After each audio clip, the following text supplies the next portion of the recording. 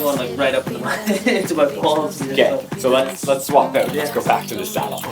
This is the bike that I'm currently riding.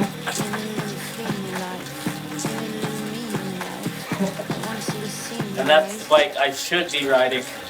Move, body, move your body.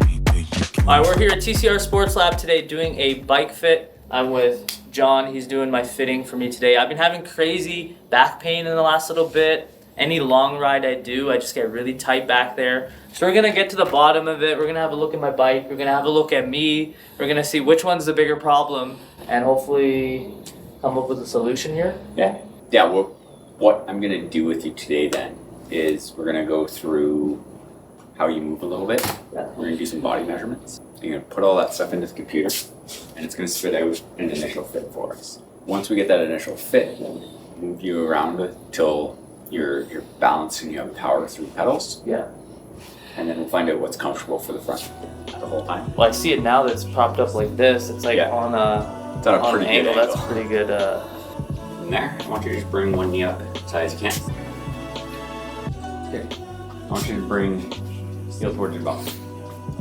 Grabbing it? No, without grabbing it. Just as far as you can.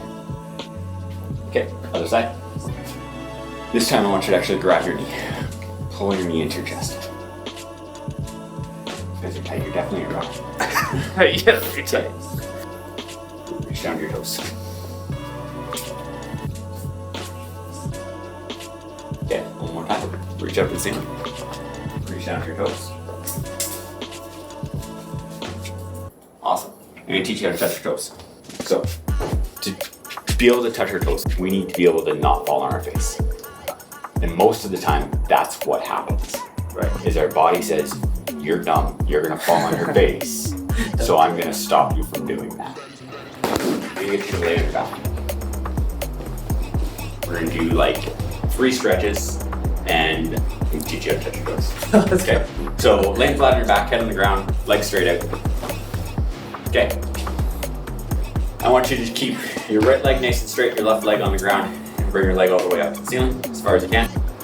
Good, and then come on down. Left leg. Good, come on down. Okay, pull. Left leg up. 90 degrees, back down.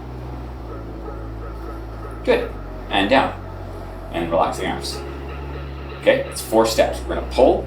Yeah, pull with the arms. Leg comes up. Leg comes down. Relax the arms. Pull.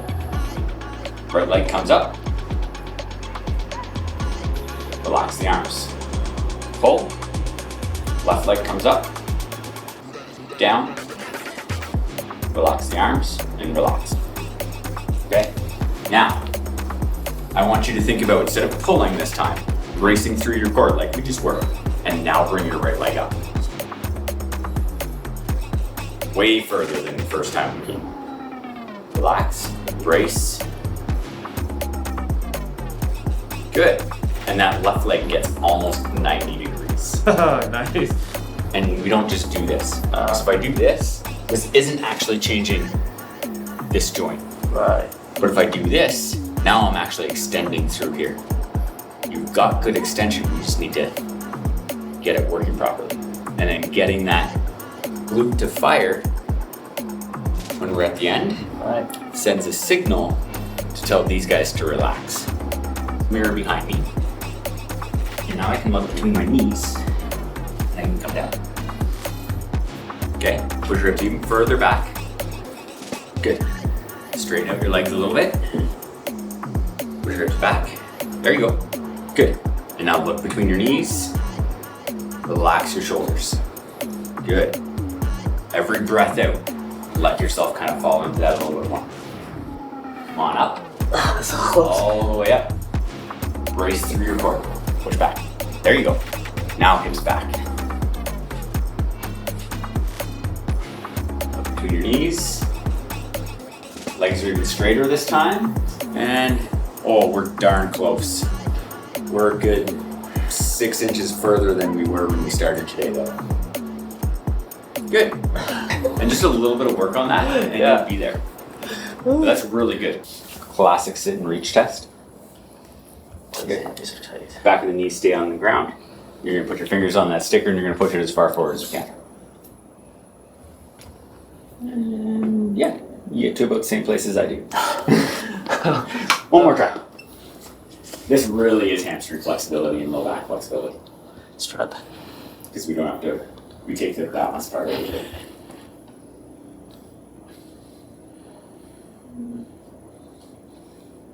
Good. That's average. That's average? Yeah. But we'll get to why you can't get there. Oh my gosh. Well, the flowers die. Oh my god. The caretaker or somebody takes them away. Now, top of our head isn't here. Top of our head is here. So tuck your chin in a little bit.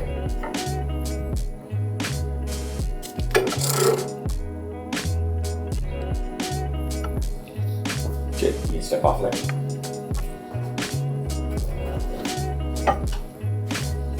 Okay. Same thing with that one.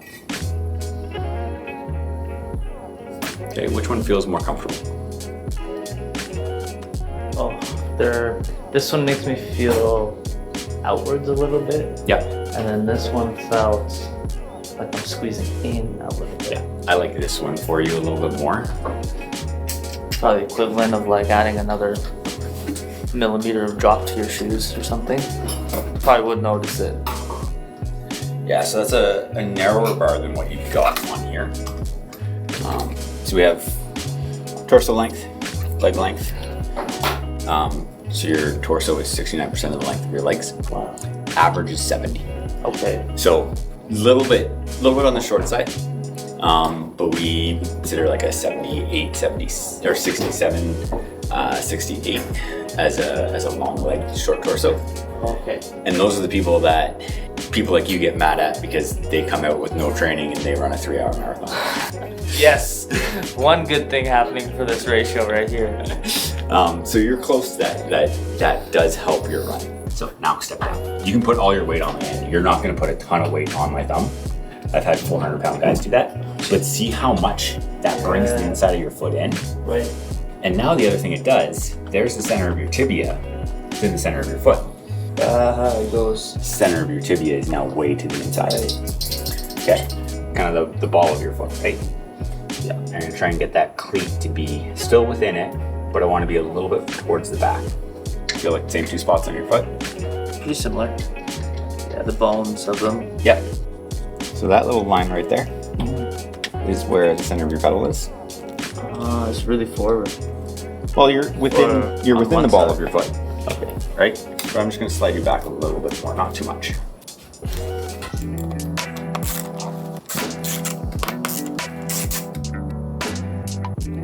I'm also going to move the cleat a little bit to the inside of the shoe to help give you a little wider stance.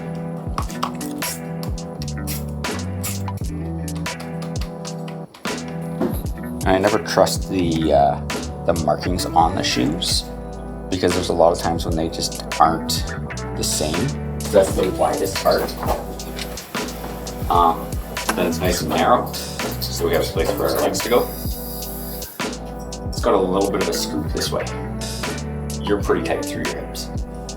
So if I get a saddle that's super flat, you're not going to roll your hips back into it.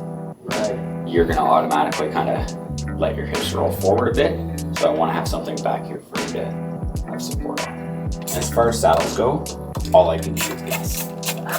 I can take some information that you give me, how you're moving on the saddle, how you're not moving on the saddle, but it ultimately comes down to how does it feel?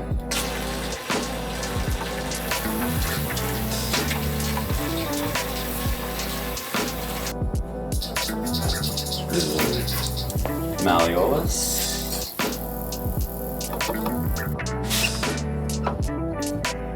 Gonna go through the middle of the pedal, and I'm about a centimeter and a half in behind the back of your kneecap. So I might actually move you back a little bit. The other thing I get to do here, there's the ball of your foot, yeah, and I'm just behind it. So I'm in a pretty good spot.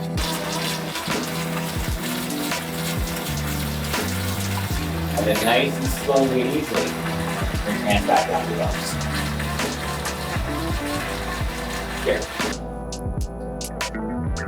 There we go.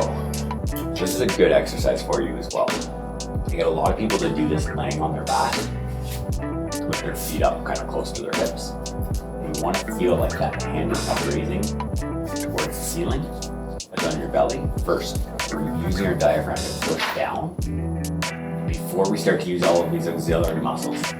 Hold on. Much easier to get down in the bars, right? Yeah, and then slip forward. And then see how your arms are relaxed already? That's what we want. So push back. Now, pedal. Good. Okay? But you want to ride 100 pace. You can't do this for us. So we need to dial that back to 20%. So we want to get that bracing, that breathing down into the diaphragm, that bracing in here. There you go. Now, bringing the cadence back up to 75 to 85. Knee over top of your foot. Push straight down. Just think about your right leg or your left leg. This is mine. These are actually. There you go. I think I'm very right for Don. You are. Yeah. Good. Now, just think about your right leg. Hear the difference? It's not like it's That's smooth. right. It's smoother. Okay, go back to that left leg. Let's think about the left leg. So, on the trainer at home, what I want you to do, 30 seconds, think about that left leg. Right. 15 seconds, think about the right leg. 30 seconds, just pedal. Right. And it'll start to, and you hear that choppiness, right? Yeah. We're trying to get rid of that choppiness. Hold your position though. There, true roadie there. Thank you very much. Oh, this is awesome. This is number one here. I want you to relax your elbows. I want you to drop your elbows. Yeah, there you go. Okay, and then I want you to ride these drops. Come right down to the drops. I do feel like I'm putting a lot of pressure on them. Okay. So when we're in the drops, I want you to actually come right up in the kitchen. Because that's where we're breaks at. Okay, we're usually in the drops either going into a hard headwind or going down the hill. And you get you to sit all the way up, grams your hips. That was position number one. Here's number two. Come onto the hoods. Relax the elbows.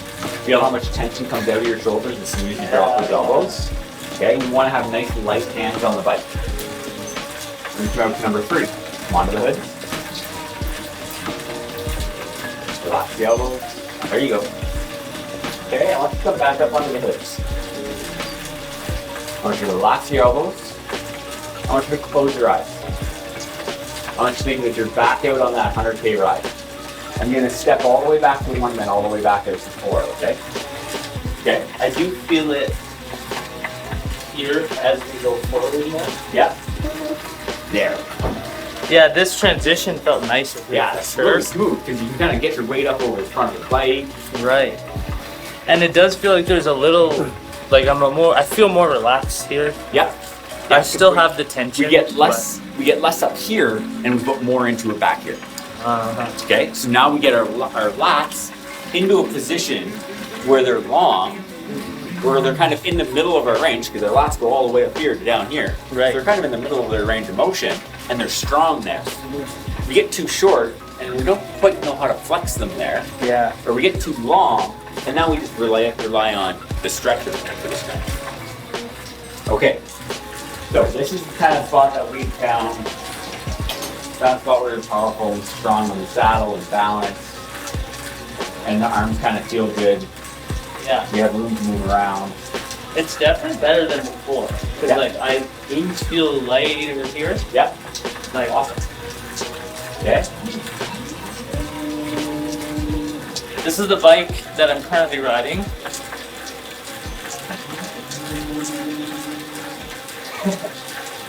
And that's the bike I should be riding.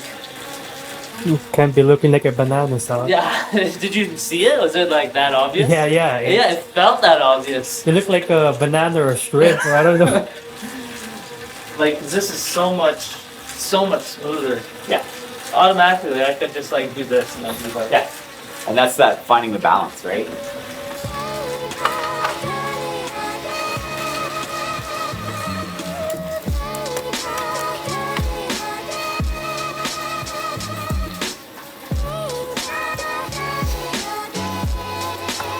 Actually, a 110 in these bars may work because these bars are actually, remember I said that they have that extra 14 mil of glue on them?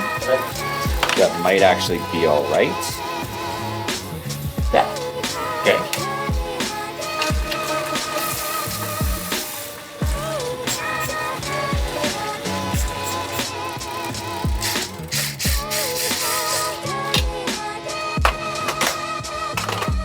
Otherwise it is better. The position is better. This is definitely better. Like, Yeah. I don't. Yeah, you can tell there's something different because you're sitting a little different on the valve. Right. Maybe to compensate for the pressure point. I'm not Yeah, sure. that's probably what it is. It's going like right up into my, into my palms. Okay, so let's swap out. Let's Yeah. go back to the saddle. Kind of comes up into a point that way. So it's just like you're sitting on all of this right here.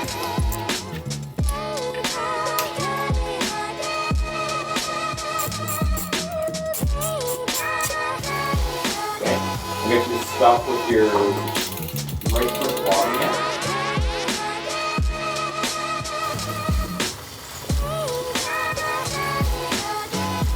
Oh, goodness. Yeah, it's crazy. Like, what a difference a proper fit will make.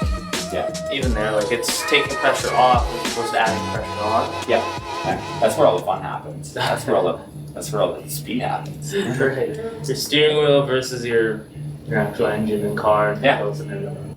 A tri-bike is going to be close to 78 degrees, so like another 4 degrees this way, okay? And then typically we don't want to get you reaching as much on a tri-bike as we are here. I want to bring your elbows underneath you. Because you're resting on that. So now we're resting on top of those, and we really want to take our hips and go from kind of this neutral position to rolling really far over, so that we get this more horizontal torso angle. And now I'm going to be here, and that's where I want my tri position versus here in my road position. Typically, I move down one size for a tri bike, so you're probably going to be looking at a small-ish. Yeah, you're probably going to be looking small because that's a small anyway. Right. But you can see how much shorter we are from here to here. And then we've got so much deeper sections for the air to flow around. So much deeper sections on everything. And it's all about this thing cutting through the air and get you from being this wide to right in there. Right. So we take you, which is the biggest air resistance, and just suck you all in nice and tight. Crazy. So that's what it took. A new seat, a bunch of adjustments, and a new lease on life. If you're having any sort of pain while you're riding that isn't just muscle fatigue, you gotta go get a bike fitting. It is night and day. It's gonna change your life. I came over here to TCR Sport Lab in Calgary to do just that. I was having bad back pain. I couldn't do any long rides, and so I was like, okay, enough's enough. My coach Ren was like, you should check out this place. I had a really great experience. It did cost a good chunk of money. This is not sponsored in any way. I spent in total, I think it was $660. It was like 220 bucks for the seat. The bike fitting was $350. Yeah, I hope you guys enjoyed that, and if you did, please hit like, drop a comment. If you had similar issues, let me know. If you found any other solutions to it, let me know.